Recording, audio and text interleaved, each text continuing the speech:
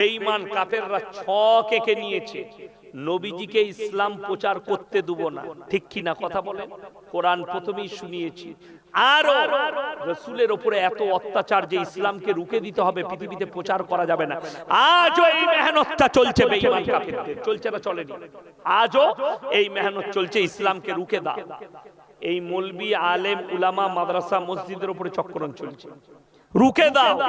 আল্লাহর কসম করে বলছি রুখতে পারেনি। পেরেছে? আমার আল্লাহ না চাইলে পৃথিবীর কারোর ক্ষমতা নাই ইসলামকে রুখে দিই। কেউ কে রুখতে পারবেন না। ফেরাউনের মতো বাদশাকে আল্লাহ নিচুড়ে রস বার করে দিয়েছে। পৃথিবীর আর কোন বাদশা আমার আল্লাহর সামনে টিকবে? নমরুদের মতো বাদশাকে খুঁড়া মশার দ্বারা মৃত্যু দিয়েছে, জুতো খেয়ে মরেছে নমরুদ। পৃথিবীর আর কোন শক্তি আল্লাহর সামনে টিকবে? কাকে আপনারা শক্তিশালী মনে করছেন? এখন কাকে ফেরাউন মনে করছেন? এই ফিলিস্তিন ইসরায়েলকে আল্লাহর কসম করে বলছি, এটা তো খালি কি চলছে জানেন তো? এটা ডেমো চলছে, ডেমো। কিয়ামতের ডেমো শুরু হয়েছে, ভয় খাবেন না। এটা কিয়ামতের ডেমো শুরু হয়েছে। এই ডেমো থেকেই তৈরি হবে ডেমোক্রেসি। আর আল্লাহর নবীর হাদিস সত্য হবে। সকলে জোরে বলুন সুবহানাল্লাহ। ওই আল আকসা মসজিদে ঝান্ডা একদিন গাড়া যাবে। আমি মালদা ডিস্ট্রিক্টের উত্তর দিনাজপুরে ছিলাম। আমার আগে একজন মাস্টার মশাই খুব দামি কথা বলছিলেন যে মুসলমানদের ভয়ের কিছু নেই, গোটা পৃথিবীতে একদিন ইসলাম প্রতিষ্ঠিত হবে। জোরে বলুন সুবহানাল্লাহ।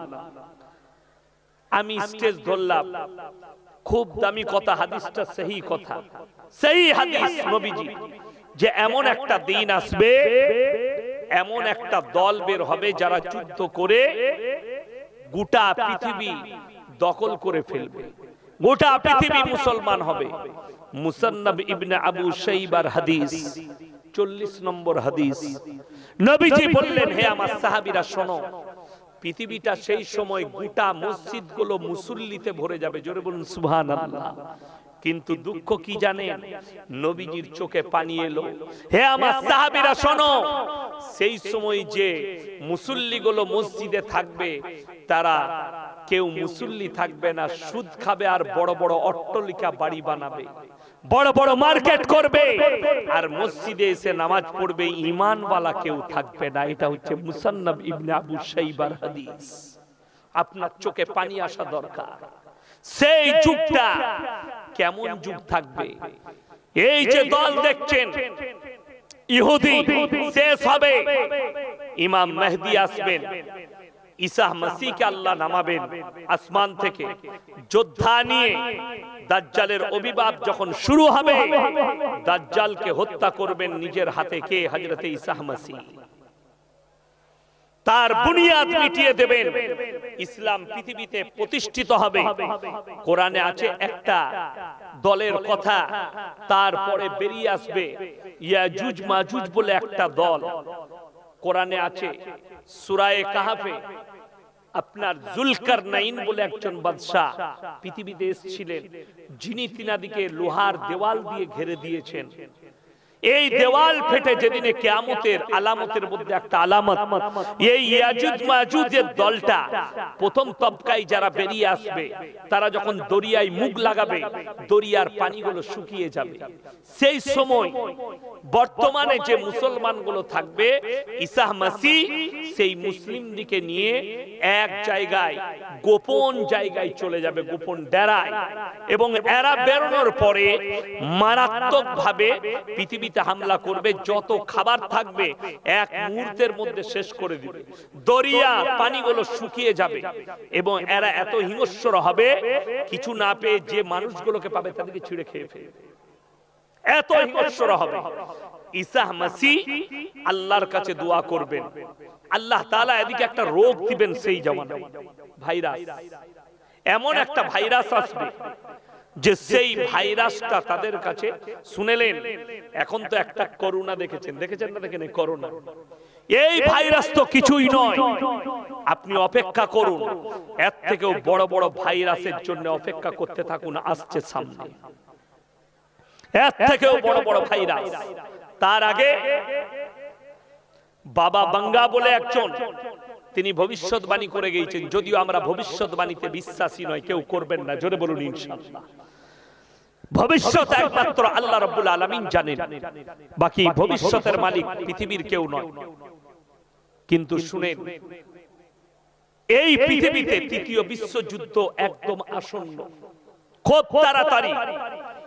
অর্ধেক নবীজির হাদিস আছে, কিয়ামতের পূর্বে পৃথিবীতে এমন একটা যুদ্ধ ঘটবে, যখন মানুষ যুদ্ধ করে এমন ভাবে যুদ্ধ হবে, অর্ধেক দুনিয়া ধ্বংস হয়ে শেষ হয়ে যাবে, অর্ধেক দুনিয়া ধ্বংস হবে। কেন? এই তৃতীয় বিশ্বযুদ্ধ যেটা হবে সেটা পরমাণু যুদ্ধ হবে, অন্য কোন যুদ্ধ নয়। যতগুলো বড় বড় দেশ পৃথিবীতে আছে সববারই কাছে পরমাণু আছে। ভারতের কাছে আছে, পাকিস্তানের কাছে আছে, আপনার চাইনার কাছে আছে, সব থেকে বেশি রাশিয়ার কাছে আছে, সব থেকে বেশি 6525টা না 30টা পরমাণু বোমা খালি রাশিয়ার কাছে আছে, 5225টা আমেরিকার কাছে আছে।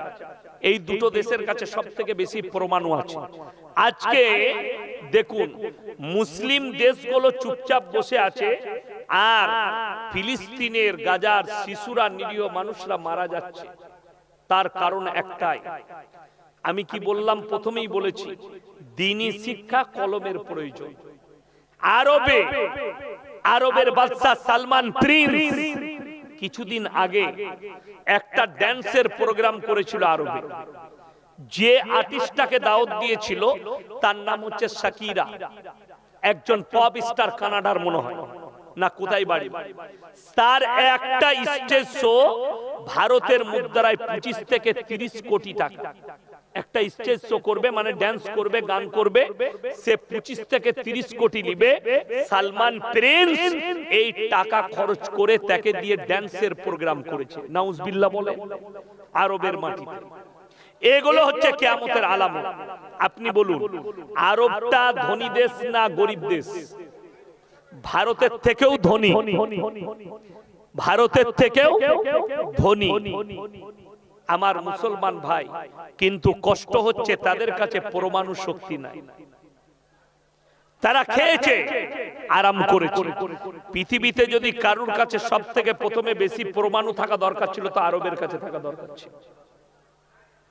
সব থেকে পরমাণু শক্তিধর দেশ যেগুলো হওয়া দরকার ছিল, এগুলো মুসলিম রাষ্ট্রগুলো হওয়া দরকার ছিল। কেন? এদের কাছেই তো ভান্ডার, তেলের ভান্ডার, সোনার ভান্ডার, তেলের খনি, সোনার খনি ইরাকের কাছে, ইরানের কাছে, আপনার আরবের কাছে।